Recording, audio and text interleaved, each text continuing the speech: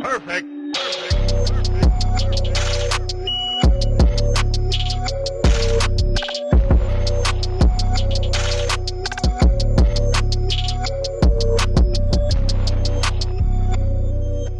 My gosh, okay, this freaking light's gonna get on my nerves. I swear every time I'm doing a testing video, the video looks fantastic, and then when I get to actually record what I'm doing, it looks like shit. But hi guys, welcome back to the Horrornaut. This season I wanted to focus a lot more on how horror is involved in everything, because one, it's more convenient for me because I like so many different things. It's hard to just stick to one genre of horror and talk about it because I see it in so many things. We'll get to that. Given that I want to shine light on how horror inspires a lot of things that aren't even horror, we're going to start with Euphoria because, okay, everybody should see Euphoria, but if you're going to come on my page and talk crap about it, you're going to get blocked and frankly deleted. I'm not going to feel bad, not even in the slightest. I'm not even going to cry. I'm not even going to be like, come back. I need you. I only have 100 followers. No. So, how is horror in Euphoria? Is the question. Okay, well, cool thing. One of my favorite horror movies of all time is American Psycho. I've said this once, twice, 1,000 times on my Instagram page, my Twitter. I've literally mentioned it 100 times. When I first started watching Euphoria in season 1, I noticed Nate showed a lot of similarities with Patrick Bateman, and I was like, okay, like he could have just been inspired by his character, and like, because I mean, obviously it's an iconic movie, so it wouldn't surprise me if Sam Levinson, the director, was inspired by American Psycho. Whatever, didn't think about it again. Season 2, y'all, if you're a horror fan, you would have totally picked up on this now, right? I'm gonna add a few like side-by-side photos in this so y'all can see what the heck I'm talking about.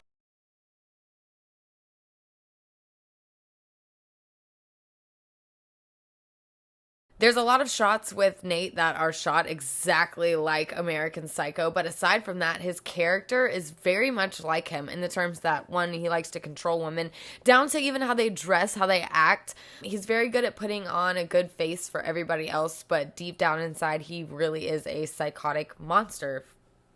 Virtually for no reason. I mean, that we know of, but I'm not gonna come on here and be a Nate apologist. So yeah, when I noticed the shots, I was like, okay, holy shit, like, I can't deny this at all. There's one scene where Nate is shaving, and you know that famous scene in American Psycho where he's pulling the face mask off, like, the scene where he just talks about his routine for like 10 minutes? It's like that, but instead he's shaving, and in the background, the tiles are like brown on the top and white on the bottom, and in American Psycho, the tiles are white on the top and brown on the bottom.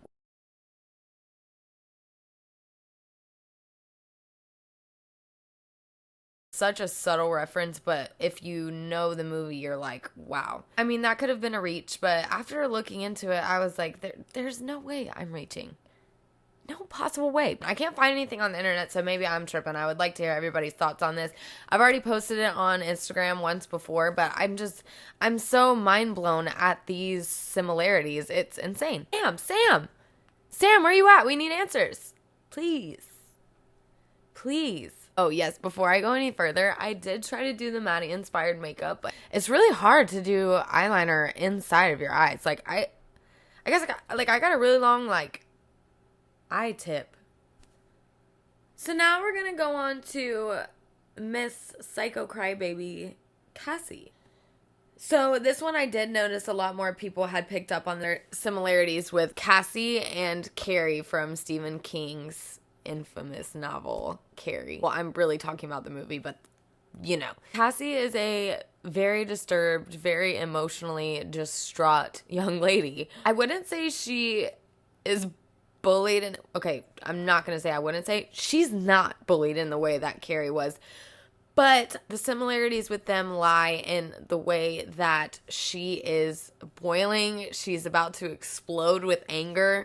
She's keeping her frustrations and her pains and her insecurities just buried deep inside her, much like Carrie was hiding her anger with how she was being treated deep inside of her. And at the play scene, spoiler alert, you better have already watched it. If you're a Euphoria fan, you would have already watched it, but maybe you're not. At the play when Lexi was airing out all of the business. You can see Cassie is really on the verge of just losing her fucking mind, just like Carrie. And again, I'm going to show some side-by-sides right now so you guys can see what I'm talking about.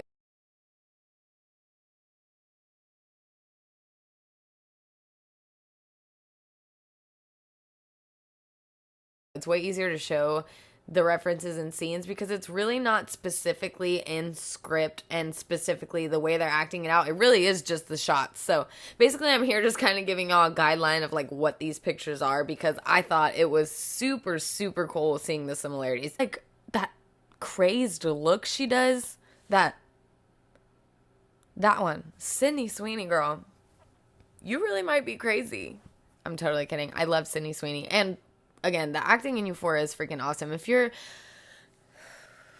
a horror fan who is really into aesthetics and you're into a beautiful piece of work, watch Euphoria. Even if it's not your thing, I know I'm going to have a lot of people on here like, you're not going to peer pressure me into watching this teeny, or what do they say? Teeny bopper? I'm not going to sit here and watch this teeny bopper show. Whatever they say. I'm sorry, you're missing out. Like, think of the beauty of Suspiria without the horror.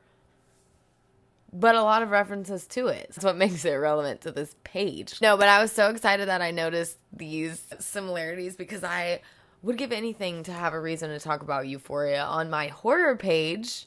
And I did. Again, like I said, just reference shots, but what do you guys think? Do you guys think I'm reaching? Do you think that Sam was inspired by these horror characters to write these two unhinged, manic POSs?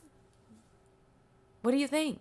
Let me know down below. While you're down there, I need you to subscribe to Project Nerd on Facebook, YouTube, Twitter, and Instagram because they are amazing. They post a bunch of really awesome podcasts, interviews with celebrities, and more, and we just went to Pensacon 2022, so if you guys haven't checked out the gallery yet, make sure you do that. All of our photos were shot by the amazing Valerie. Shout out to her. I love her so much. She did such a great job. I literally looked back at the pictures and I was like, holy shit. But yeah, so, again, wait. Before I leave, I want to say one thing.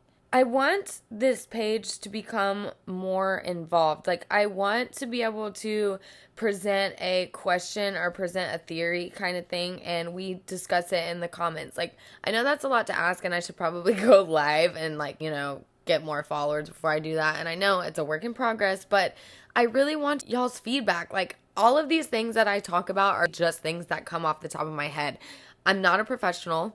I'm not the most knowledgeable person on horror ever, and I'm definitely never going to say that because, to be honest, in the grand scheme of things, I don't know shit. But what I do know is that I love horror, and there's a lot of movies that I absolutely love, adore, and respect, and every day I'm learning something new, and I think that is an awesome experience that I'm getting to sit here and, like, embarrass myself and learn about these things with you guys. I mean, y'all should feel like a part of it, too, because you see, I'm changing sets, I'm getting new lights, I'm getting new camera, learning how to flip my microphone the right way. We're gonna get there. We're gonna get there. But thank you guys so much. I'm really excited with the engagement that I'm getting on YouTube and Instagram. It's making me feel super great, and I've had some awesome opportunities to talk to some cool people. So be expecting some cool interviews, be expecting some cool behind the scenes, and oh, also, I'm gonna start this thing where I'm gonna read a horror book before I go and watch the movie that's coming out, and I'm starting with Joe Hill and the Black Phone series. The movie was luckily pushed back, so I have more time to read the stories,